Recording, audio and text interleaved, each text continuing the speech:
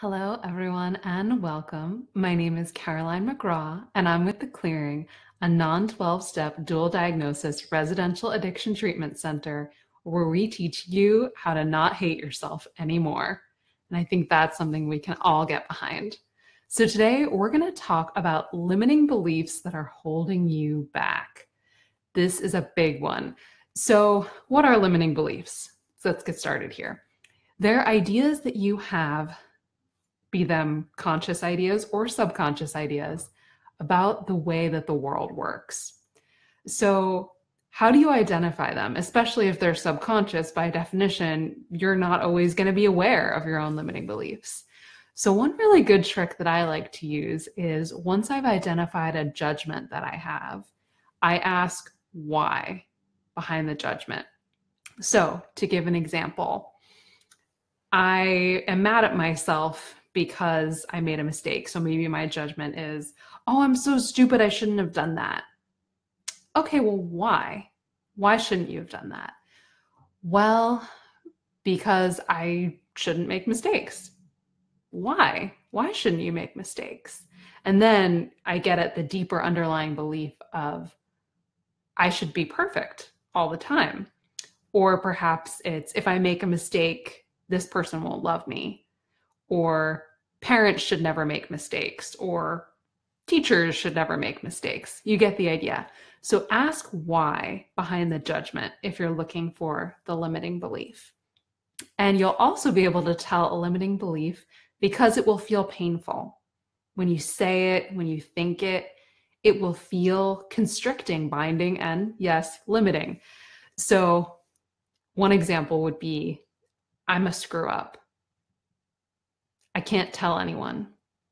I can't trust anyone.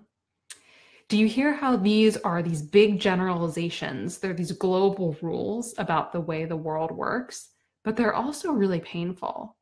Because if I'm a screw up, if that's just my true nature, then there's really not a lot of possibility for growth or change or hope.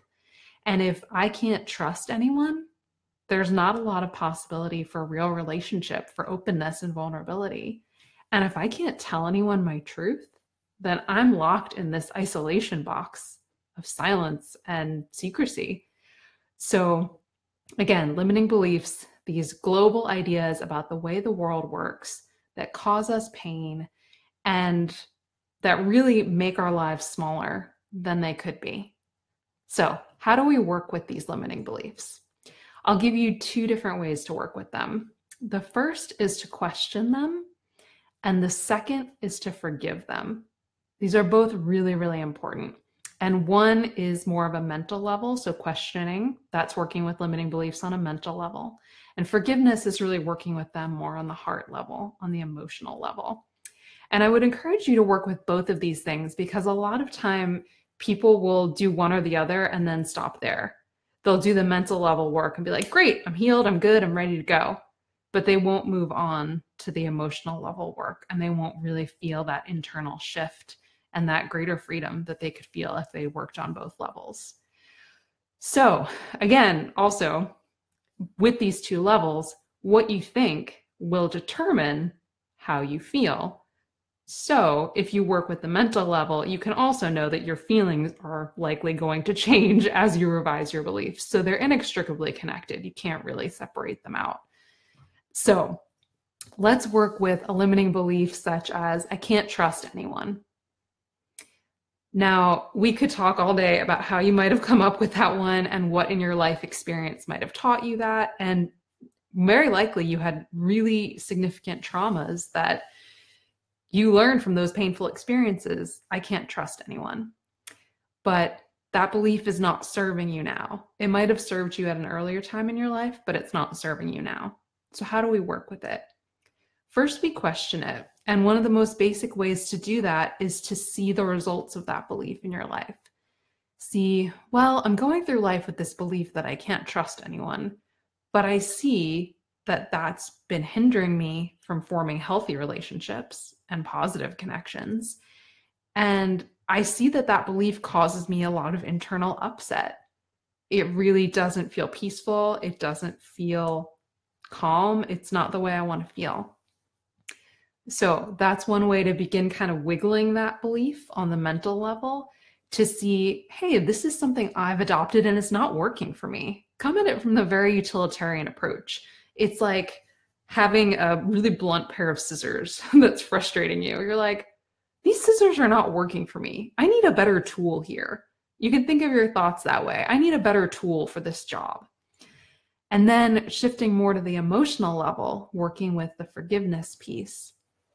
The first thing to do is to approach this work from a place of compassion. And if you can't feel that or summon that towards yourself, imagine how you feel towards a friend that you love unconditionally, or a pet, or even somebody that you admire tremendously, be it Mother Teresa or Gandhi or Audrey Hepburn, or just someone who for you embodies this kind of compassionate peacefulness.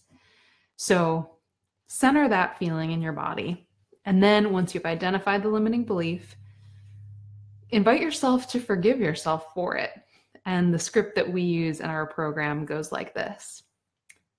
I forgive myself for accepting the limiting belief that, fill in your limiting belief here. And the truth going forward for me is, fill in the blank here. So the first blank is obviously the limiting belief that you've been carrying around.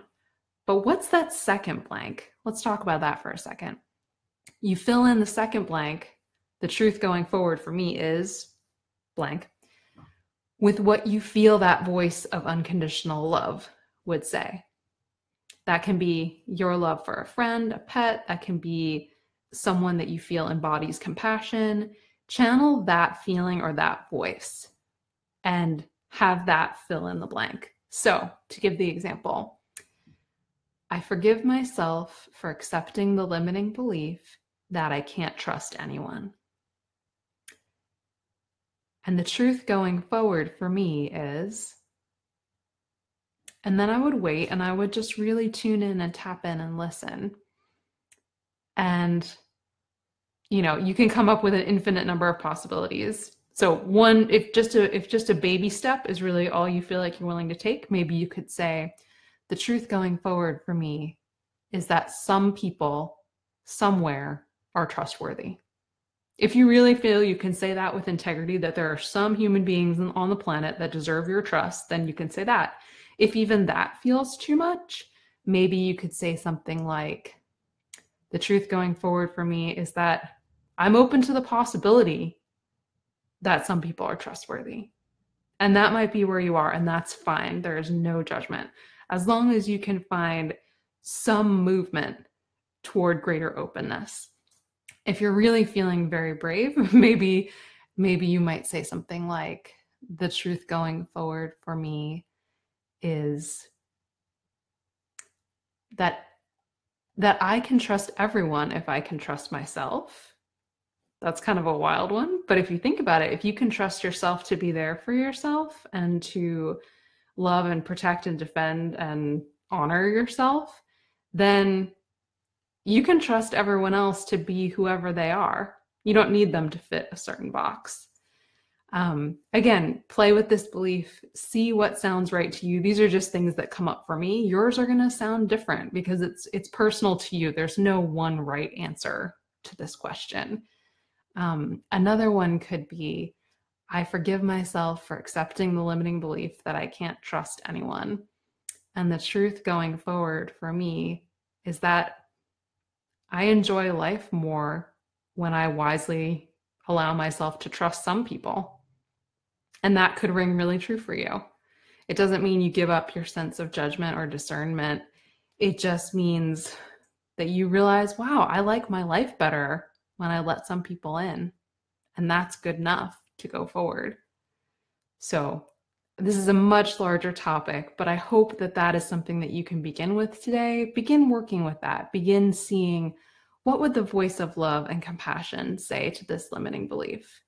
Another one could be, I forgive myself for accepting the limiting belief that I can't trust anyone. And the truth going forward for me is that love is worth the risk of trusting people. Or it could be that I'm infinitely valuable and infinitely loved just as I am right now. maybe I don't have to change to feel loved and accepted.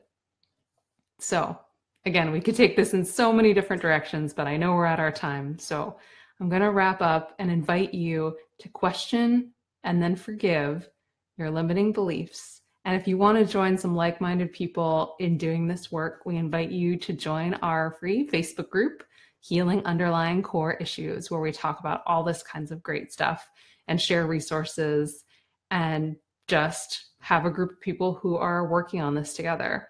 I'll share a link to that in the comments. Thank you for watching. Have a great day. Bye.